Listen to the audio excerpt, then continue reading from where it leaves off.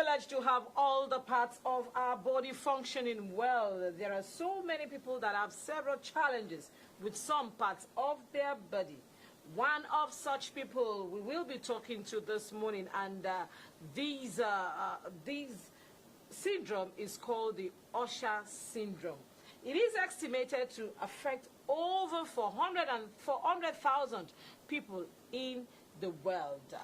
Usher Syndrome Awareness Day is observed on every third Saturday of September. Today is the 16th of September, and the world is creating awareness of Usher Syndrome. So today is World Usher Syndrome Awareness Day. Okay, in the studio we have with us Solomon Olakunle Okelola. He is the founding executive director, Lionheart Ability Leadership International Foundation, and Victoria Alatishe. She is the sign language interpreter. I'm sure you can see what's going on there. All right, welcome to the show. Thank you so much. Good morning. Good morning. Good to have you. Thank you so much. Okay, today is the Usher Syndrome Awareness Day. Tell us about Usher Syndrome.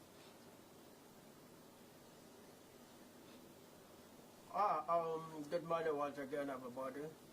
Now, Usher syndrome is a rare genetic condition that is characterized by a eye condition we call retinitis pigmentosa, and also at the same time hearing impairment, so that the combination of vision and hearing impairment results in what we call deaf blindness. Usher syndrome is the most common cause of deaf blindness worldwide, and it comes as a result of a genetic disorder, in which case an offspring inherit a defective gene from each of the parents. I'll try to make it easy for everybody to understand. We have what we call sickle cell anemia. So that when two parents who are both AS and AS come together, and the offspring inherit the S and the S from both sides, the child ends up with sickle cell anemia. Right. But mind you, the parents do not show any sign of sickle cell anemia. Right. So it is with Usher syndrome. Parents who have the defective gene do not manifest any signs or characteristics of vision or hearing impairment or balance issues. But when two parents, both of whom have the defective gene, come together, and the offspring inherit the defective gene from both sides, the child ends up with Usher syndrome, manifesting vision impairment, hearing impairment, and balance issues. It is very, very difficult to identify and to prevent because the carriers do not show any symptoms, one, and in our side of the world, there is a lack of knowledge about it among our medical practitioners. There is a lack of the necessary equipment that could facilitate testing and identification. And so because of that mass ignorance, it is very easy for two parents with the defective gene to come together and the children end up with Usher syndrome. Okay, now you have said that it's not easy to identify even from the parents now, because I'd wanted to ask that, is there a way whereby the parents will go and have a test, maybe when I want to get married to someone, just like I do the blood test, that we can have a test to identify if I carry this gene or my spouse carries the gene, so that we will not have a child that has got Usher syndrome. Now, you said that there is a low education here in this part of the world. Now, you and your foundation, what are you doing to create, the awareness? And are you thinking of collaborating with the government to create more awareness to these special kind of syndrome? Thank you much for the question. Is it possible we have genetic testing that can help to identify traits of Usher syndrome in individuals? But like I said, on our own side of the world, there is a lack of knowledge about this condition among our medical practitioners. So the first thing we have to do is to create awareness. And what have we been doing about that? Since the year 2019, we've been doing what little effort we can make as an organization, with public awareness rallies, with sensitization shows on radio and TV whenever we can, and especially with support from the Disability Rights Fund and the Lagos State Office for Disability Affairs. We've been trying to reach out to everyone, everywhere, in every way we can. To the extent that presently now we have 37 individuals with deaf blindness on our record in Lagos State alone. Oh. Very soon we hope to be able to venture into other states trying to identify individuals with deep combined vision and hearing impairment.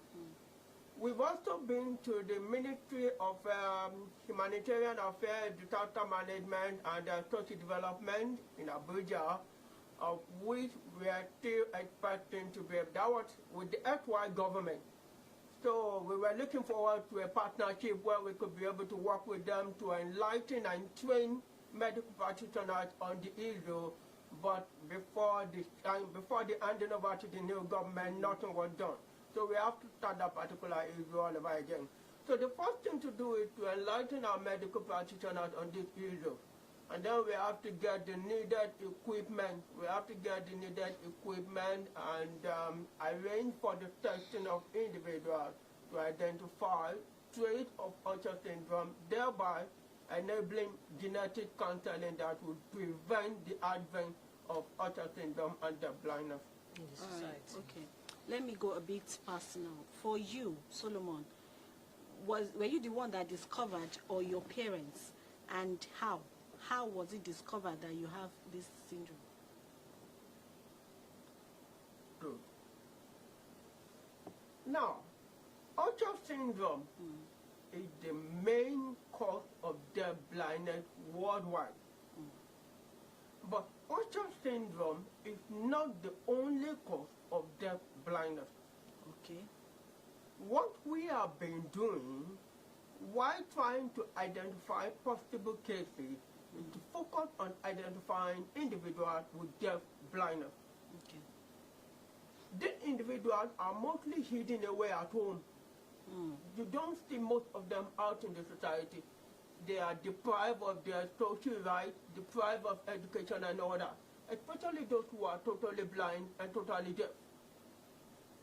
So we've been struggling to try to identify them to assess the cause of their own deaf blindness.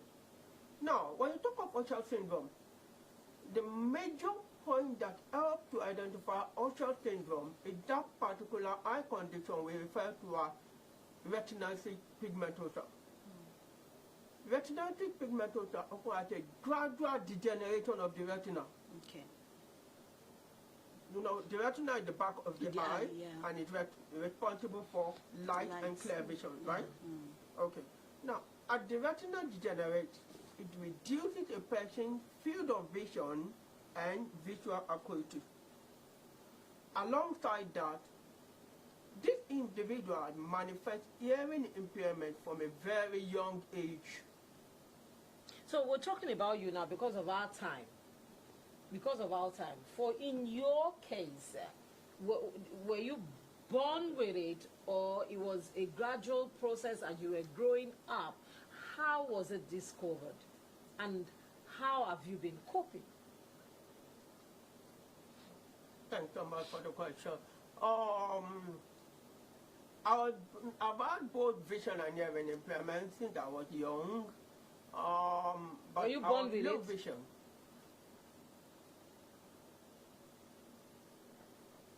Well, let me say I was born with it, yes. Okay. But I was low vision and hard of hearing until 2009. Okay. And my low vision was quite clear. Okay. There was really no record of visual or hearing impairment in the family, of which I never really had any idea what could be the possible cause until I had the opportunity to travel. That was in the year 2004. Okay. So then I did a test, and that was when the doctor Which told country me did you go? there was the United Kingdom, Okay. London to be specific. So that was what the doctor did. I went through some tests, and then he told me the condition was hereditary. But back then, I didn't, number one, not because of the communication difficulty. Number two, I didn't really pay so much attention to it back then, so I didn't really understand to the extent of what I do now. You understand? Yes. So, growing up, it wasn't easy. Not hearing people around me, both in school and in the society. What are you talking about? It's either people tell me, don't worry or nothing. So I grew up mostly on my own. I love to read, I love to reflect, and that's how I was able to develop my English. But I read a lot. So it was the gradual reading and all that, without the necessary medical attention, was too much for the eye. Was the reason why I finally lost my sight in 2009 because of retinal detachment. But I was still able to finish in the university. When you were trying to read, of course you were reading with difficulty, isn't it? Yes. Okay. Did you go for any optical, advice as at that time, or you were just putting pressure on it? Were you using glasses or something, or Okay. Now, my spectacle couldn't really do much for me. What I used was what we call low vision aid, kind of binocular that enhances magnification. Okay. That was what I used to read, also magnifying glasses, which provided both amplification of what I was reading and also provided light onto what I was reading. So I was actually going for a medical checkup on the eye at Eye Foundation Hospital in Lagos. But the time I went for the time I started noticing there was something else wrong, and I visited the hospital, I was told the retinal detachment was too advanced, and there was nothing that could be done, resulting in the total loss of my vision in the year 2009. Then I was in my 300 level in the university. But hopefully, thankfully, I was still able to struggle to finish, and I graduated the best of my sets in the year 2010. What did you say? Said he graduated the best of his sets while Really? he was in school. Yeah. Yeah. So how did you achieve that? The Department of Special Education, Faculty of Education, University of Ibadan, year 2010. So how did you achieve that? Well, there's something I always tell people, and that's the fact that when there is a will, no There's a matter the will. situation in which you find yourself, there is always a Oh will. my God. So when I lost my sight, before I lost my sight, I usually help my friends who were visually impaired in moving around to record their materials and all that. So when I lost my sight, all I had to do was to try to adapt, to do things the same way I've been seeing them do. I got a friend of mine to help me to record most of my material. I started struggling because I made up my mind on one thing, that since I always tell people there is always a way, then it was time for me to prove that there was always a way and that there is really ability in disability. It wasn't easy, of course, but I kept on struggling, trying to do everything. I continued studying a lot, visiting my lecturers and my friends, asking for advice on what I couldn't know. I just kept up the struggle until I was. In Okay, the end, we just have to wrap up. Honestly, I'm almost getting emotional here. Let's not. Victoria, you're doing a wonderful work Sure. there. How, just in about 10 seconds, how did you arrive at doing this? Thank you so much, ma'am, for having me. Okay, I went to a special school, so where I saw different kind of disabilities. So I was wondering, how will somebody be talking with their hands, with their fingers, and then they can't hear, they cannot talk. So then I picked interest. I moved along with them. I had them as my friends, their friends. So through them, they taught me the basic alphabet. So from there, I learned that I would volunteer myself to interpret in classes for them. So then I get better. And when I finished school, I thought I'm teaching now in a special school. So I met with him and he said, "Can I interpret for you?" I said yes. So he told me to hold his hands since I know sign language already. Okay. So I held his hands that day and then I started signing. And we communicate. So through that, we can communicate with holding him, and it's called tactile sign language, a sense of touch. Because holding him, I'm touching him. So when I'm touching him, I'm holding his hands, and then I will communicate in sign language, and then he will respond to me. So that's how we communicate. Because I know of sign language, but seeing you holding somebody So to is it talk. touch? It's called tactile sign language. Me signing like this is called sign language, but me holding him is called Okay. tactile sign language. It's called tactile sign language. touch. I read our signs with touch, so that's why it's called tactile sign language. It's the same sign language with the deaf read by vision. But because I can't use vision to see it, I have to use my hand to read. So you learned that. That is one of the ways of communication. Yeah. Did you learn that? Yes, I learned it. Before I lost my sight, I was able to learn that. Oh my God, we have to go. We just have to go. I wish we have so much time to really talk about this.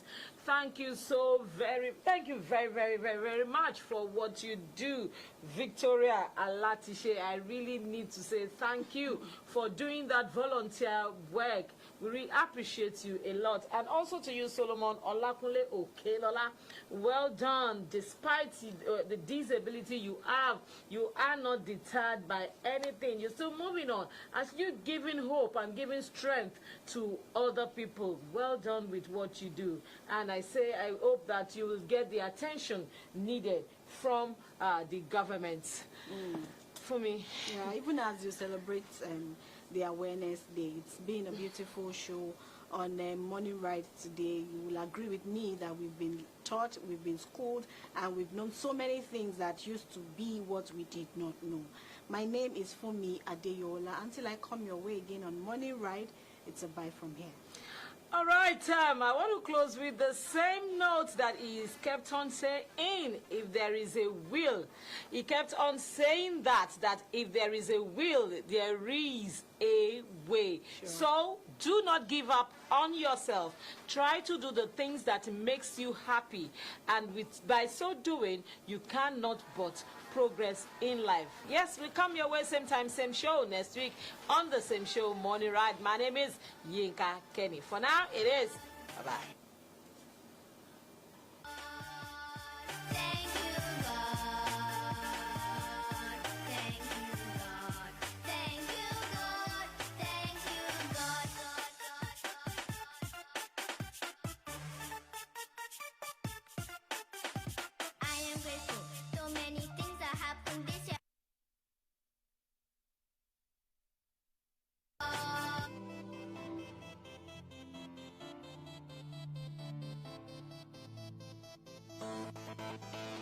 Actually, just now we're in